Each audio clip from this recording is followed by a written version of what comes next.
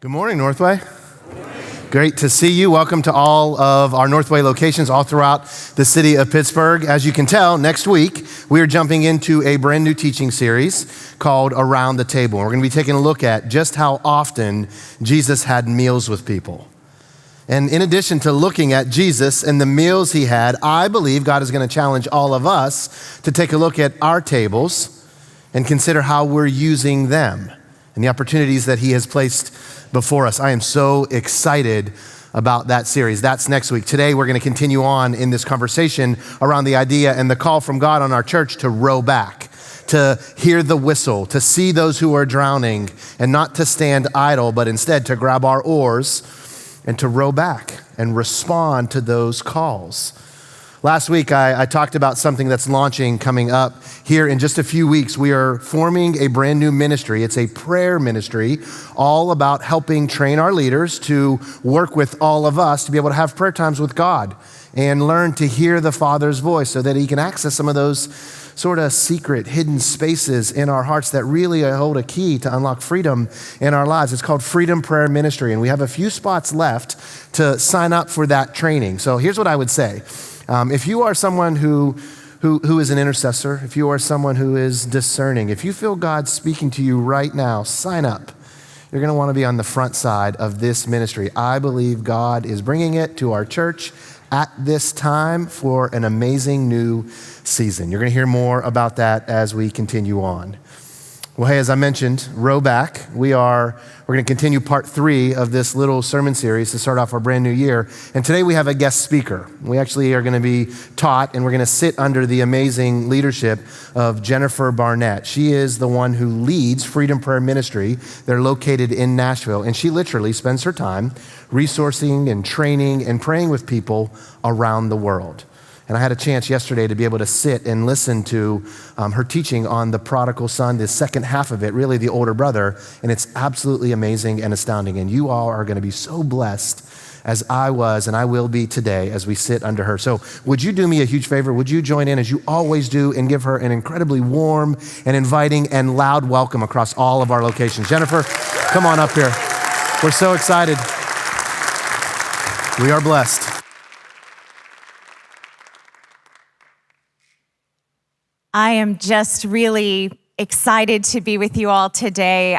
This place is quickly becoming one of my most favorite places to be when I'm in Pittsburgh. The people, the hearts, the presence of God. It feels like home away from home. And I'm really excited to be in Pittsburgh. I actually used to live here many years ago in my high school and early college years.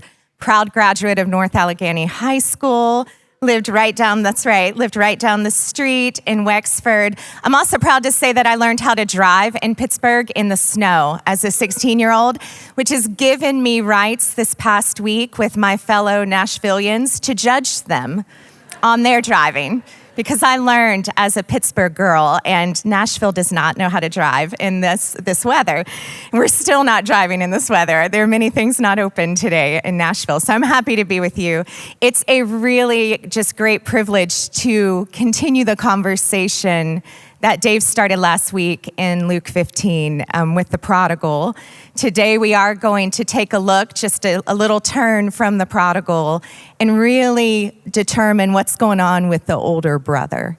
And so we're going to pick up where he left off in Luke 15. You can open in your Bibles if you would like to, Luke 15. We're going to start at verse 25. This is right after, if you remember, the father has taken the prodigal back, given him gifts. He's going to throw him a party. And we pick up in verse 25. Now his older son was out in the field, and when he came and approached the house, he heard music and dancing. And he summoned one of the servants and began inquiring what these things could be. And he said to him, "Your brother has come, and your father has slaughtered the fattened calf because he has received him back safe and sound." But he became angry, and he was not willing to go in. And his father came out and began pleading with him. But he answered and said to his father, "Look, for so many years I have been serving you, and I have never neglected a command of yours. And yet you never gave me a young goat so that I might celebrate with my friends. But when this son of yours came, who has devoured your wealth with prostitutes, you slaughtered the fattened calf for him." And he said to him, "Son, you have always been with me, and all that is mine is yours. But we had to celebrate and rejoice because this brother of yours was dead and has begun to live. He was lost and has been found." When I was about 6.5 years old, my younger brother was about 3.5 or 4. I have this very vivid memory from a Thanksgiving at our home where all of my dad's extended family were traveling from West Virginia to North Carolina to come to our house for that Thanksgiving holiday. And it felt like my mom cooked for days to get ready for that visit from all the family. And the day that they were supposed to arrive that evening, that day around lunchtime, she did all of the pies, like pumpkin pies for days, just one by one, set on the dining room table. And right before the family came, she was done with all the preparation. She went to take a rest and get ready and gave my brother and I the instructions, "You guys can play quietly by yourselves." Famous last words from a mom on a holiday. Now me, being the perfect older sister, I could do that. And I could look at all the pies on the table, looking very inviting, but as the older sister, I knew good things come to those who wait. I can leave that alone. My younger brother, not so much. He began to circle the dining room table like an apex predator of pumpkin pies, just looking at them. And me being the older sister, I warned him, "You're gonna get it. Like, I don't know what you're about to do, but you're gonna get it." And I was a little worried about him getting it, but mostly I knew it was going to be pretty entertaining if he did. So he's circling and he finds his prey, the one pie, and he takes his finger and he just twirls it around in the pie, and that pumpkin pie is collecting on his finger like snow on a snowplow. And when it was full, he would pick it up, lick it, and put the same finger right back in that pumpkin pie. And he did this over the entire surface area, smart enough not to dig it all the way down, just getting like the top half inch. And then after he was done conquering this prey, he decided to sort of smooth it over like nothing had happened, hoping that no one would notice. I couldn't wait for someone to notice. It was going to be good.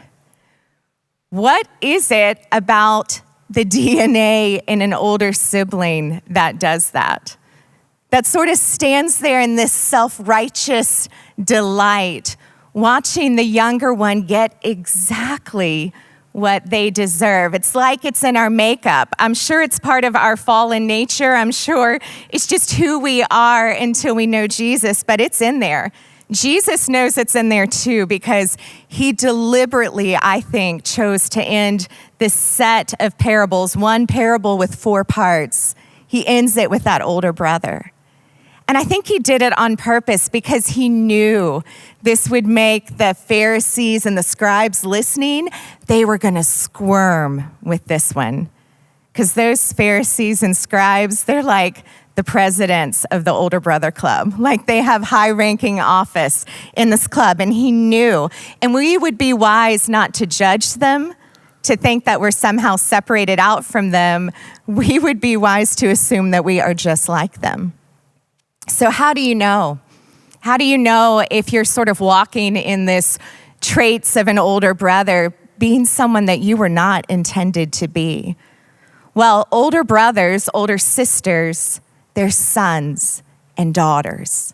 The older brother in this parable in Luke 15, he was a son, yet he was acting like an orphan.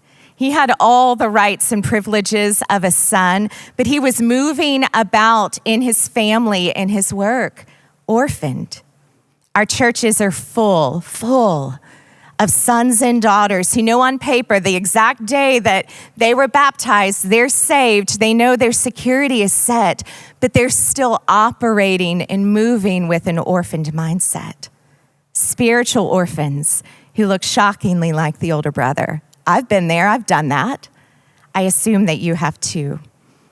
Orphans tend to hoard from a scarcity mindset. They take what they can get and they grab it fast. And sadly, it's normally just scraps because that's all they're used to getting. So they grab it and they run. The older brother in Luke 15, about verse 29, he hears that his younger brother has come back home and that the fattened calf has been killed for his welcome home party. That was like the best of the best kind of welcome home party. The older brother responds with, I have been serving you for years, Father, obeying you for years, and I didn't even get a young goat. I have 4 children, delightful children, favorite people to hang out with. The first 3 are biological children. The last one is adopted. And I remember when we brought her home over 11 years ago, those first couple weeks or months, we would find in her room these little piles of collected items of food, strange little piles, like 5 applesauce squeezies or 5 bags of goldfish stuffed in her nightstand or under her bed. She was hoarding because she had come from very little. And that was a valid response. She didn't know any different. That was all she knew. So she would kind of hide these things away, worried that they were going to run out. And while that's normal for an orphan, now she was a daughter. She didn't have to do that anymore. We were ready just with abundance to give her anything and everything she might want. I had it all there. I am a Southern woman. I have 2 pantries, not 1, but 2. And they're stocked, like always stocked. Snowstorm, no problem. Like it's there. I have 4 fridges, kitchen fridge, garage fridge, deep freeze, and a drink fridge because I have teenagers and they just don't stop drinking Gatorade. It's all there. Everything she could ever want was right there in abundance, and I was ready to give it to her. But she had to learn that place of abundance. She had to be willing to take my hand and go with me from her room where she was storing up just in case it ran out and go to the kitchen, to the pantries, to the fridge. There was even a little box in our pantry, a snack box, we called it. And she had access to that, all her favorite things, any time of the day, even right before dinner time, because we knew that she had to be taught and led to this place of understanding that she's a daughter. She has abundance. She doesn't have to hoard. She doesn't have to work from this scarcity mindset, but she had to learn it near to me and her dad. Older brothers who are operating like orphans, they are pulled to the past. Did you notice in verse 30, it's kind of comical, when the older brother is scolding his father that he brings up the fact that not only did his younger sibling squander the inheritance, but he did so with the prostitutes. It's the first time that shows up. And I'm like, how did he know? Like, he's been here working all the time. Older brothers, I think, have a tendency, like older sisters, to sort of exaggerate what happened. I don't know if he was or not, but I don't know how he knew that. It's such an older brother thing to do, right? Often, when we are bent on reminding prodigals all the things that they did, whether we say it out loud or we think about it when we see them, all their failures, all their mistakes, it's because we ourselves are caught in that exact same pattern. We are stuck looking at every place where we've missed it, every place where we came up short. And so we do not have access to that abundant grace that comes with being a son or a daughter of God. How could we possibly have any to hand to someone else? We swim in this failure mentality. We can't help but be pulled to the past. And here's the thing, Jesus doesn't work that way.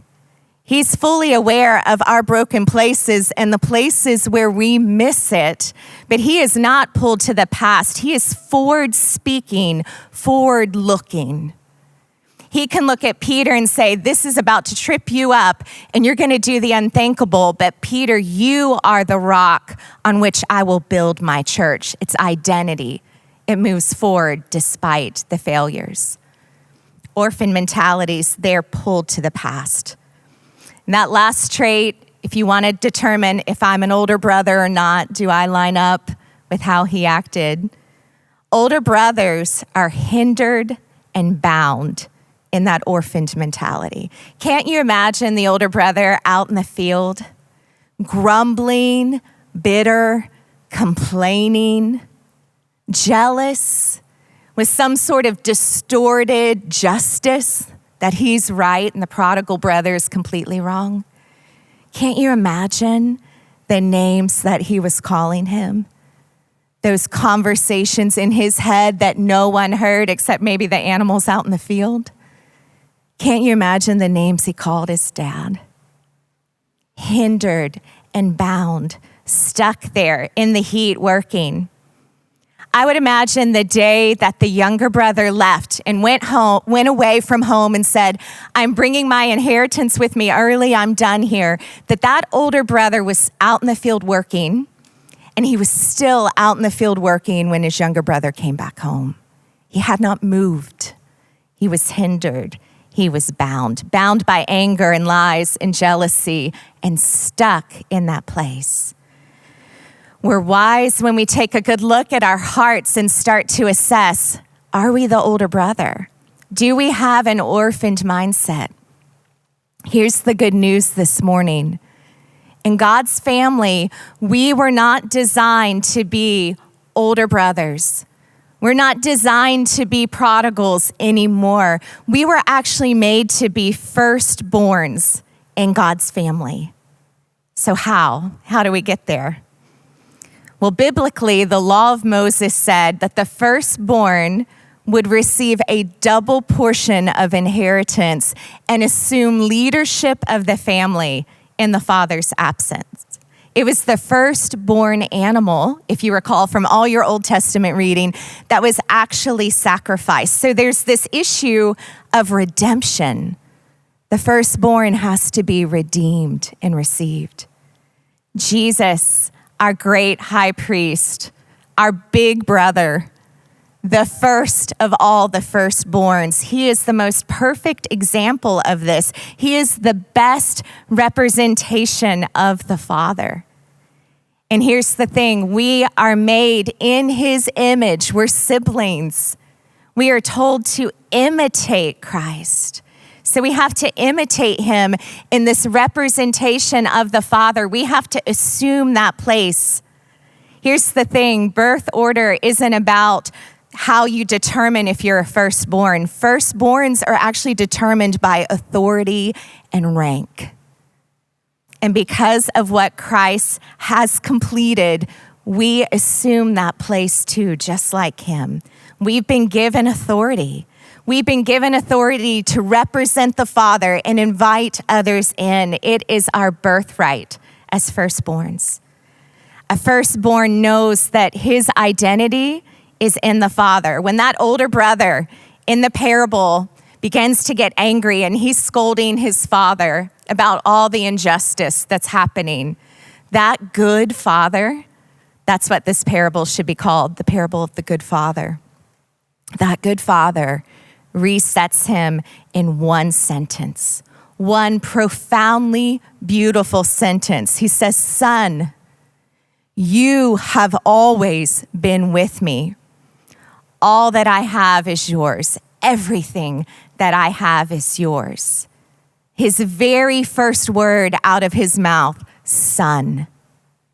He recognizes as the good father that the older firstborn has been out in the field like a hired hand with an orphaned mindset. And he says, son, remember who you are.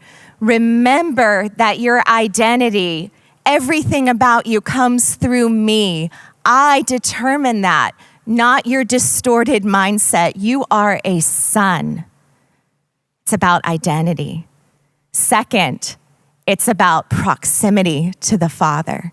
Son, you have always been with me, meaning you have all day, 24/7 access to be right near to me, yet you choose to stay out in the field. Why?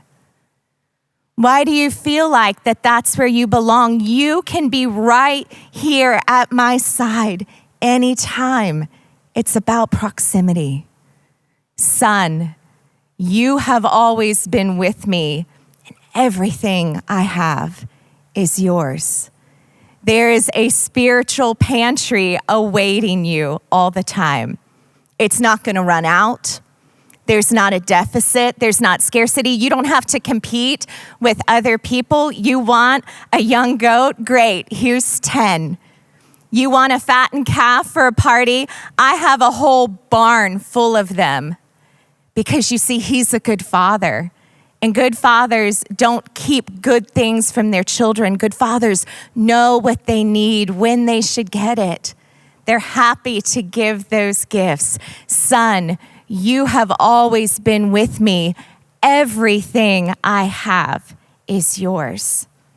Such beautiful, beautiful truth there from the Father. If a firstborn understands that his identity is in the Father, that he has proximity to the Father, and that he has access and abundance to the Father, he will operate in freedom. Freedom's so great. It's really, freedom is the ability to move about in security, knowing exactly who you are with the Father, knowing the Father intimately, relationally, that you have access, that you can be near all the time. Freedom is the best, and it's contagious. That freedom is the aroma of Christ. People can smell it, and they're drawn to it. They want to get some for themselves too. So how do we go from being older brothers? If you're like me and you have some older brother tendencies, older brother moments, and you're sitting here today and going, that's me. How do I move from that to a firstborn? Well, it starts with knowing God versus knowing about him.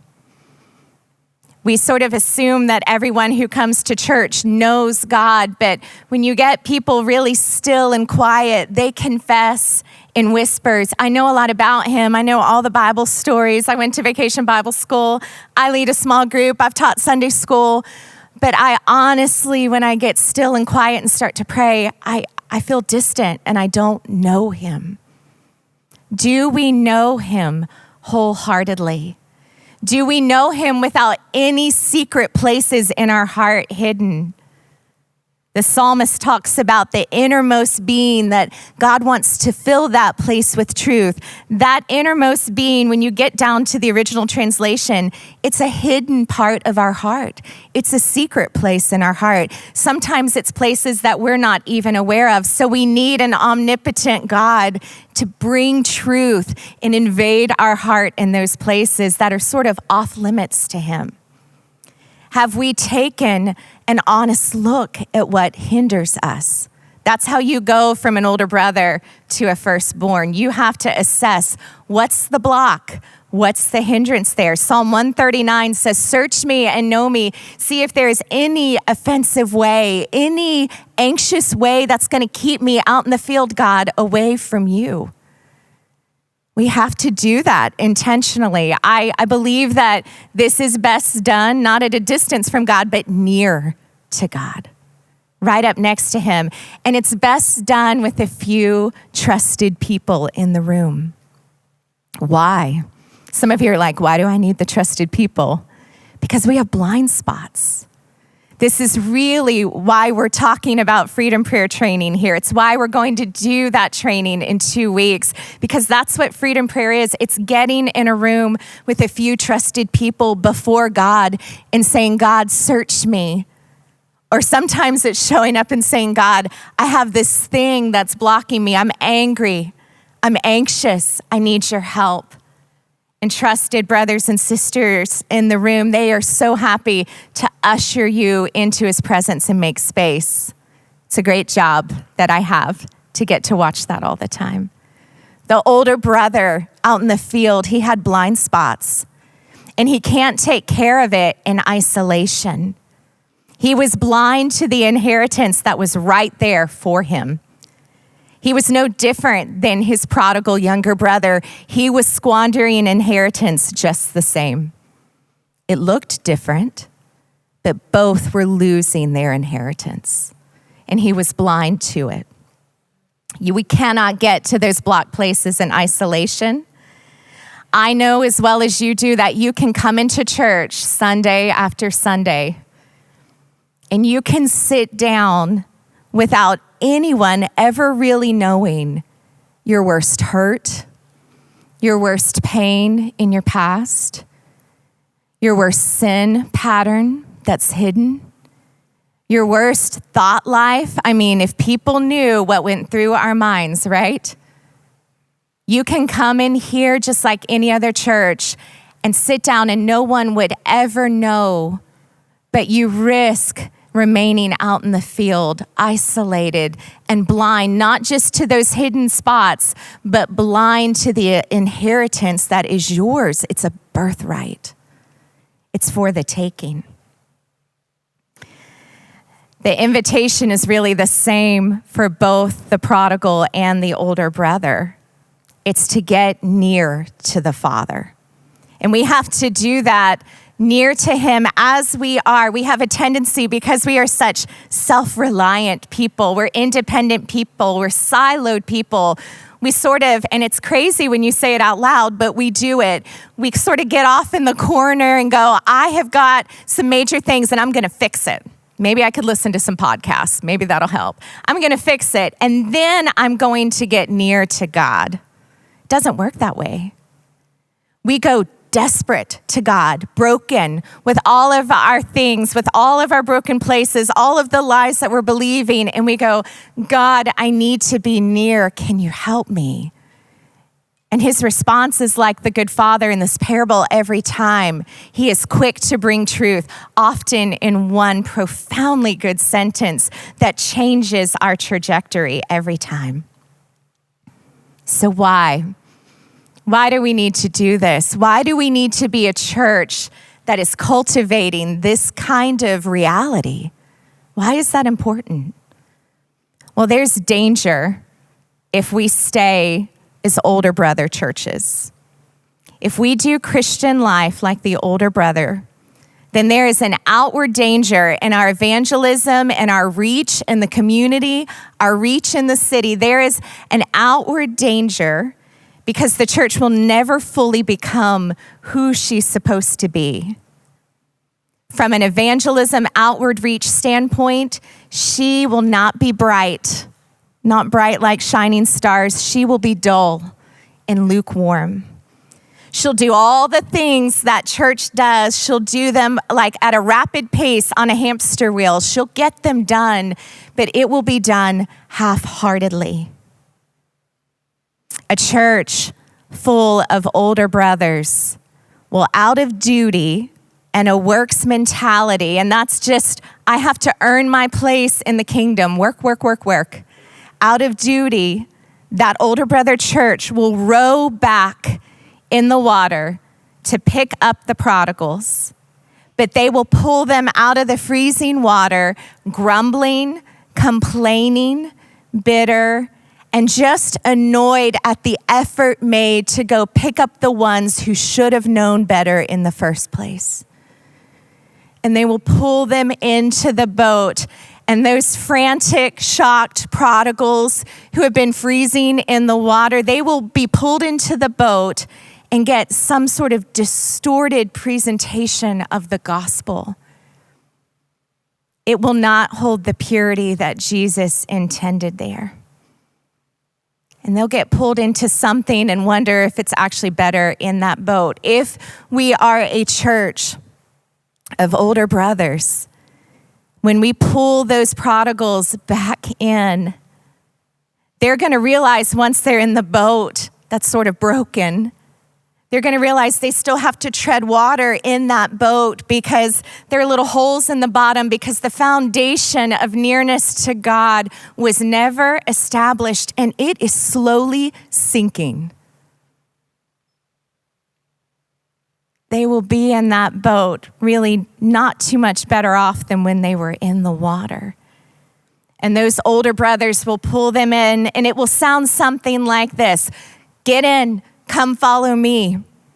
I don't know where I'm going, and I don't know who I'm going to.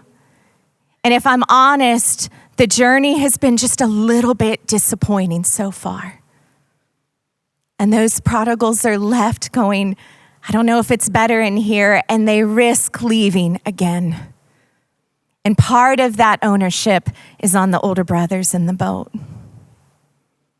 It's a hard word to swallow, but it's true. But firstborns in the rescue boat, it sort of sounds like this. Hey, come on, I'm gonna help get you in the boat. I cannot wait for you to meet the Father. He's the best. His voice just sounds so full of mercy. It drips with grace. You don't need to be afraid of him. He's been waiting. He's been watching. I know exactly how to get to him. I know exactly what he sounds like. I cannot wait to take you there. Here, get in the boat. There's a table for you. You actually have a seat at that table. Your name is on it. I'll show you exactly where it is. It's right next to mine. And if you can't hear him well, you can have my seat because there is plenty to go around. I'm not worried about giving up my seat. Here, take it. He has things for you. There is nothing that you have done that could separate you from him. He is ready to receive you. Come on, come get in the boat. I'll clean you up. I'll get you warm. I'll make sure you have your footing, but I'm going to take you to him because he has things to tell you. He has things to say. And you are a part of this family. You were made for this. That is how firstborns sound when they pull the prodigals into the boat. There's a difference there, a big difference. There's a danger when we work as a church like older brothers, just simply from a place of requirement. But firstborns work from a place of relationship. That makes all the difference. It's relational. I'm all about getting the things done, and I can get things done. But first things first, it's about relationship first and cultivating that place with God. It's important. This parable, it's one of my favorites. It just demands us to take a look because while there is outward danger, there is inward danger too. The inward danger for us as individuals might be the scariest to me. Matthew 7:22-23. Many will say to me on that day, Lord, Lord, did we not prophesy in your name, and in your name cast out demons, and in your name perform many miracles? And then I will declare to them, I never knew you. Leave me, you who practice lawlessness. He's not talking to the prodigals there. He's not even talking to the out of the church community. He's talking to us. He's talking to the older brothers. Lord, Lord, didn't we do all the really impressive programming and do all the things and check, check, check, check, but we never took the time to cultivate that abiding. Matthew 24:12 is similar. Because lawlessness is increased, because evil is increasing, most people's love will become cold. He's not talking about out there, he's talking about in here. And love that has grown cold is not known. And love that has grown cold will likely leave. It's a scary, sobering reality that he's trying to press in his parable, in his words. It's a warning. It's a sobering warning. I put it in front of my face weekly like a mirror. How's my love? How's my being known and knowing before I run off and do all the things that I do that could look impressive? Where is it? Right here. That's a firstborn. Firstborn is concerned with that first and foremost. I don't believe that it's accidental that Jesus does not give the conclusion to this parable. I think he did it on purpose. I'll ask him when I see him, but I'm assuming he did it on purpose. We don't know what the older brother decided to do with his father's reminder of truth. Did he listen, but his heart was so hardened that he simply just went back in the field that night with the party going on and he just continued his work, cold, bitter, believing lies. He just continued out there because that was all he knew. Working was his identity. The relationship was not for him. Or, and this is my hope, did he take his place right next to the Father? Did he help host the party?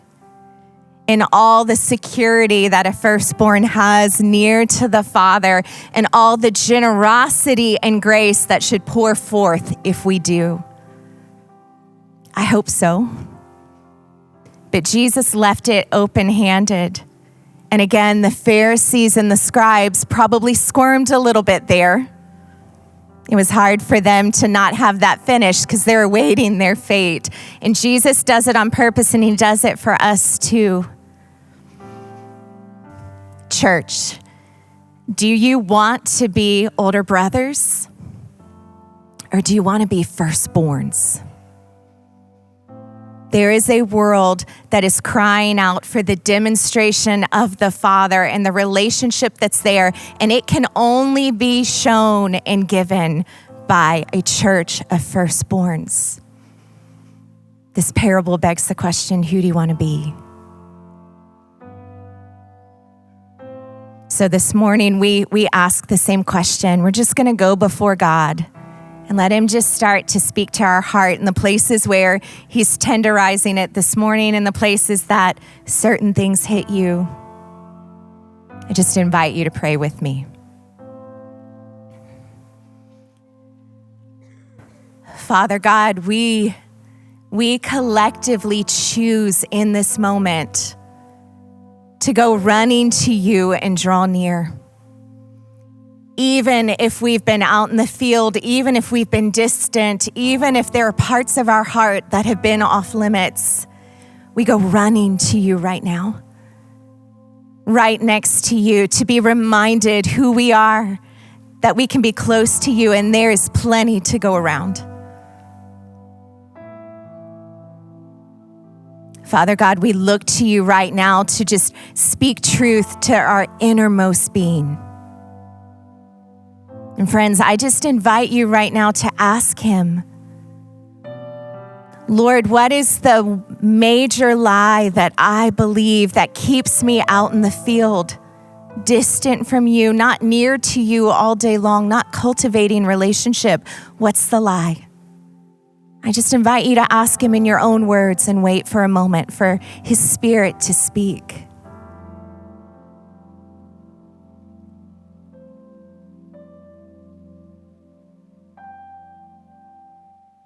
And as those beliefs that are false just sort of bubble to the surface, you can go running to a good Father and trade them in.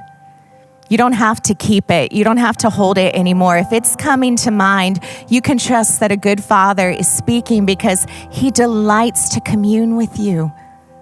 That's why you were made. So go running to the Father and trade it in. Just tell the Father right now, I don't want to walk like that anymore. I hand it to you. And God, in your goodness, what is the truth that you want me to carry now? Wait for him. His truth is good, it's gentle, it's life-changing. God, what's your truth?